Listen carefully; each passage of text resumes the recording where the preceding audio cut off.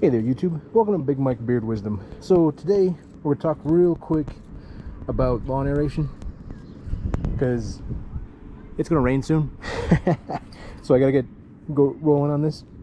But basically I bought this lawn aerator last year, used it a little bit in the backyard.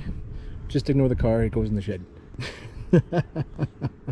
But the idea of lawn aeration is that basically you're digging down into the ground so far and you're bringing up the nutrients and the soil up near the top, and then you're also kind of like decompacting your soil and also putting like a little bit of air in there. So I'm waiting for a day that it rained and then another day where it was supposed to rain again, because if you aerate after either watering your yard or after it's rained, it's going to be softer. Oh crap, that might have been a raindrop. Talk faster. So anyways, if you aerate after it's rained or it's watered, it's going to work a lot better. So, but real quick, all this is basically just a Agrifab aerator. So it just has these like blades, so almost like little shurikens that are down there, and they just spin and cut into the ground, and then I've got the added weight to help press it down. It works pretty good, and then it's easy enough to haul behind the tractor. It's not the widest one that they have, and I wanted kind of a little bit skinny one just because when you're going down, so the lawn's got all sorts of shapes to it and dips and stuff. So if you wind up straddling a dip, you won't do any aeration in the dip, or you might only do just a little bit of aeration, but you'll do maybe heavy aeration on the sides where it's able to, you know, avoid the dip. So, but we'll get to doing this real quick.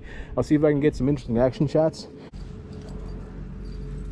All right, no promises this is gonna work.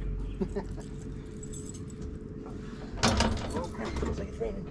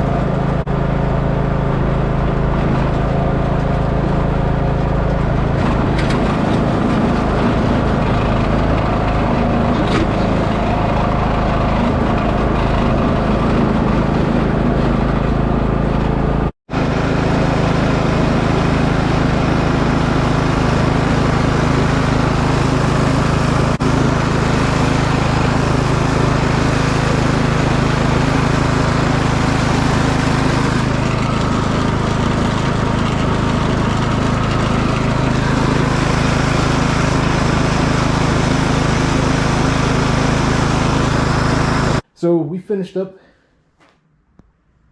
doing most of the lawn. Now it works pretty good. The blocks definitely help, but it also helps a lot, you know, having it on like a semi-wet lawn, so the lawn's already a little bit wet. And then it pulls like the little, almost like dog turd sized clumps out and stuff. And then obviously the wetter your soil is, or the softer the soil, the deeper it'll probably go. So, but I did the whole back except for where the car is. That's gonna be like a test area. So I did the front yard area, the front little bit on that side. I popped through here real fast, went all around the tree, all the way in the back. And then like this little area over here will also be a test area because I didn't feel like backing it up. So it'll be interesting to see how this winds up going. Just like any kind of lawn though, it'd be something where I probably won't see how it goes until later. So it should be raining soon. That should help to break these up. And like lawn wise, so last year our lawn was much more similar to this lawn over here, back here. So you can see like the clover and the, you know, dandelions and stuff like that. So this year we did a lot better, and I don't know if it's because we did some work last year. So I only aerated once in the fall, just real fast, and then it was just as like a test, like just quickly ran. So it wasn't anything near like what I just got done doing, where I tried to line these up as good as I can. Really, I think you're supposed to overlap more and like crisscross and stuff like that. That way you really do a really good job. So, but the this was just a quick pass. And then last year I started doing some fertilizer. I also started putting down you know, better with some like the grass seeds and stuff like that. I don't know if you can pick up that wind. So, but it definitely seems like this year the grass was doing better, and we're nowhere near kind of like that lawn and stuff like that with all the dandelions. So we're doing pretty good dandelion wise, except I mean they're definitely coming in. So if I were to look around, I'm pretty sure I could definitely find some. So, but that went pretty good. Next plans would be, I think, putting down like a Scott's turf builder, and then using some tenacity all over the lawn, and then just doing the tenacity as like a pre-emergent, and then seeing how that goes, and then maybe like 3 to 4 weeks later coming through again with the tenacity. So we'll be one of those guys and jump on the tenacity bandwagon.